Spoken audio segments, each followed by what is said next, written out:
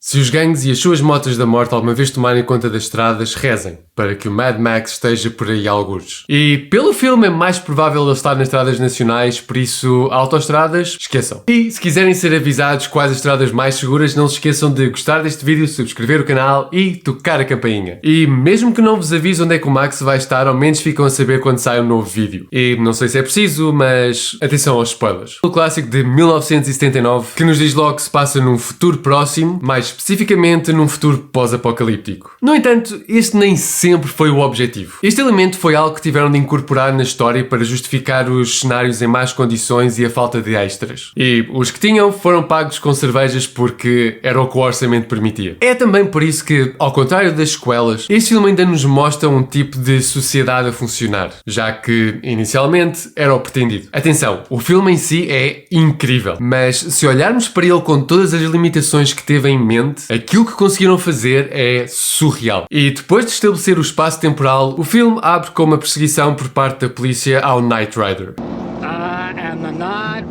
E esta cena é incrível. A destruição, o caos, estabelece logo a loucura deste mundo que não atinge só os criminosos, mas também a própria polícia. Ou seja, a linha entre os bons e os maus é muito ténue. Aquilo que os distingue, acima de tudo, é a roupa e os veículos.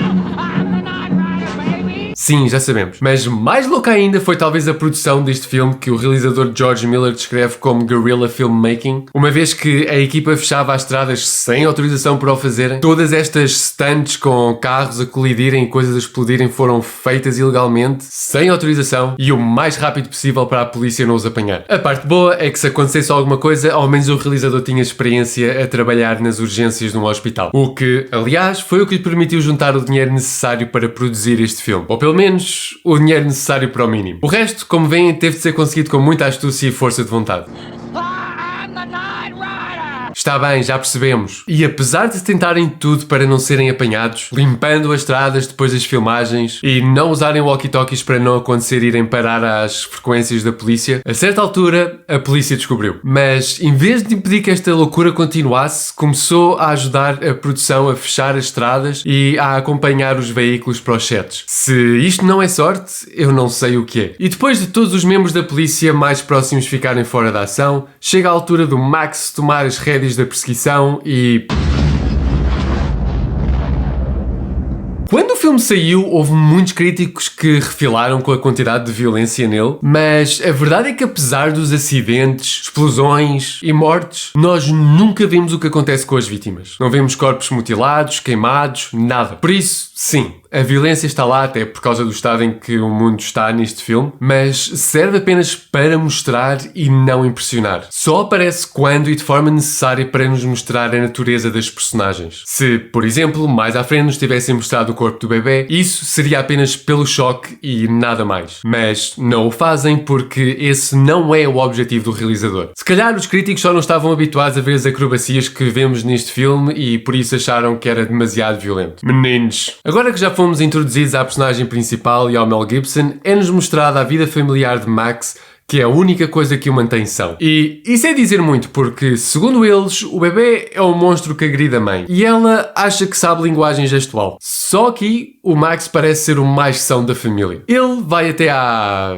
esquadra, garagem da polícia. Vamos com isso. Ele vai até à garagem da polícia, onde os seus colegas montaram o último V8 que alguma vez vai voltar a existir. Tudo isto é uma forma do chefe da polícia manter o Max, uma vez que ele tem pensado em sair para manter a sua sanidade. E o chefe quer manter a sua estrela para inspirar as pessoas, dando-lhes um herói pelo qual torcer. Agora, aqui fica muito bem a célebre frase do Dark Knight: You either die a hero or you live long enough to see yourself become the villain. Por muito bom que alguém seja, para se sobreviver num mundo assim, mais tarde ou mais cedo alguma coisa vai ter de ceder. E este filme explora muito bem esse tema sem nunca deixar de ser primeiramente um filme de ação. Ou seja, é um filme de ação que explora as personagens sem nunca se focar apenas nisso, mas dá-nos o suficiente para a viagem emocional ser impactante e fazer sentido. Porque o que acontece muitas vezes é o filme acabar por se focar apenas nessa exploração das personagens, ou então apresenta esse elemento para dar mais camadas à história, mas depois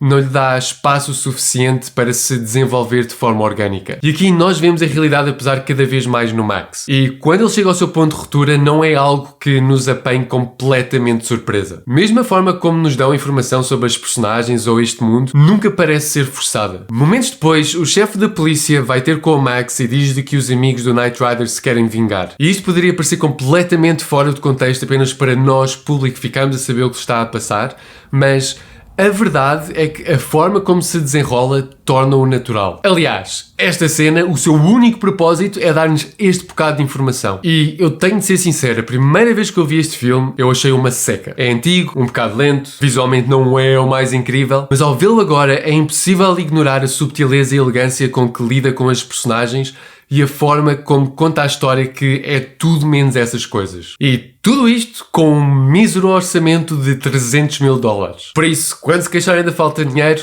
olhem para este senhor, que fez um clássico, que abriu o mercado australiano para o mundo e ainda conseguiu fazer 30 vezes mais o dinheiro que gastou.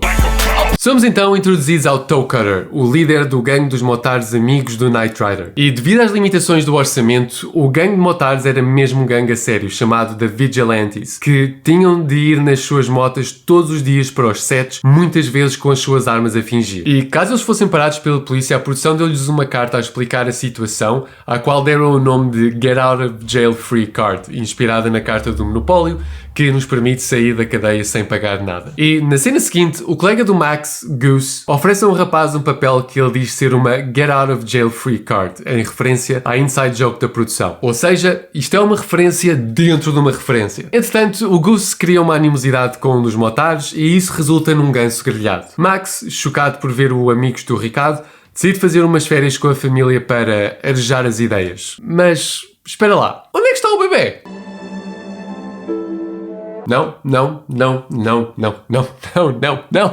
Eles arranjam um cão. Eles nem tomam conta do bebê e agora vão arranjar um cão. Quer dizer, nesta cena nós vemos os brinquedos do bebê, até o ouvimos a chorar, mas onde é que ele está? E se ele está a chorar, porquê é que ninguém vai ver o que é que se passa? Pois admiram-se que ele é um pequeno monstrinho. E sabem quem é que fica um pequeno monstrinho quando eu me esqueço de dar de comer ou dar atenção? Esta coisa aqui. Diz lá, Arthur. Não? Entretanto, o bebê lá aparece para fazer a sua mãe ir comprar um gelado, cruzar-se com um gangue de motards do Toe Cutter e entrar também na lista negra deles. E enquanto ela foge dos seus novos amigos, onde é que está o bebê? Na parte de trás do carro, completamente desprotegido. Ela faz esta travagem e eu não sei quanto a vocês, mas eu ficava admirado se o bebê não partisse nada só com isto. Mas eles lá continuam a sua viagem até chegarem à quinta de uma senhora sua amiga, imagino eu. A Jessie vai dar uma volta sozinha e é perseguida pelos seus amigos que os seguiram até ali. E no meio do caos todo, o pânico, explicar o que aconteceu, ligar à polícia, ir atrás dos motards, ninguém, mas ninguém se lembrou da criança. Malta, se alguma vez acharem que foram negligenciados pelos vossos pais, pensem neste bebê que nem nome tem. A Jessie lá consegue recuperar o seu bebê, mas enquanto tenta escapar, o motor do seu carro deixa de funcionar, os motards apanham-na e...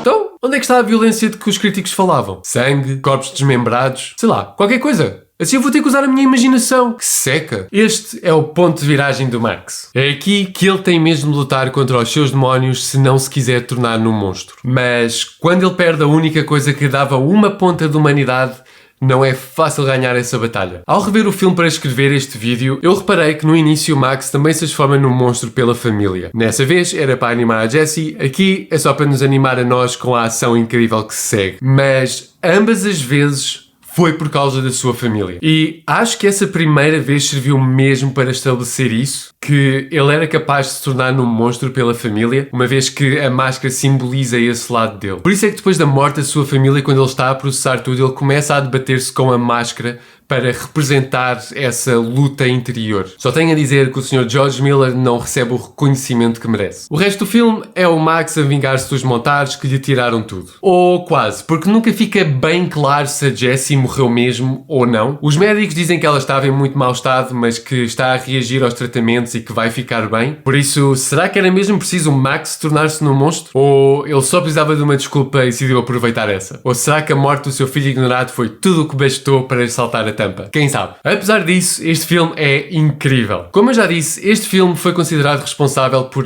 abrir o mercado australiano para o resto do mundo, mas como o mundo, principalmente os Estados Unidos, não estava habituado ao sotaque australiano, eles tiveram que dobrar o filme todo. Isso parece muito trabalho, mas percebo. No entanto, tenho pena que o tenham feito porque isso pôs em causa algumas escolhas que os atores fizeram. Nomeadamente o Hugh Keays-Byrne, peço desculpa, que interpreta o Toe Cutter, que, para mostrar a loucura da personagem, decidiu estar constantemente a trocar de sotaque. O que funciona, por muito subtil que seja, ou por muito mau que o vosso ouvido seja para apanhar essas diferenças, tal como o meu, não dá para negar que isso traz uma certa estranheza à personagem. E quando o objetivo é eliminar os sotaques, isto acaba por se perder. E é isto. O Homem Boa tornou-se no monstro, QB. O George Miller deu-nos um clássico e o Mel Gibson no seu primeiro papel principal. E este pequeno filme independente deu origem a um franchise que vale milhões de dólares. Mas, e vocês? O que é que acham deste filme? Aguenta-se bem depois deste tempo todo? Ou já não é tão impressionante para o público de hoje? Deixem os vossos comentários em baixo. Se gostaram deste vídeo, deem um like, subscrevam o canal e toquem a campainha para serem avisados quando sair um próximo vídeo. Por agora é tudo. Até à próxima. Não se esqueçam de gostar deste vídeo. E se quiserem ser avisados... 80... Ou menos aviso... Ia bem. E... 40... E devido às limitações. Mas eu ficava admirido...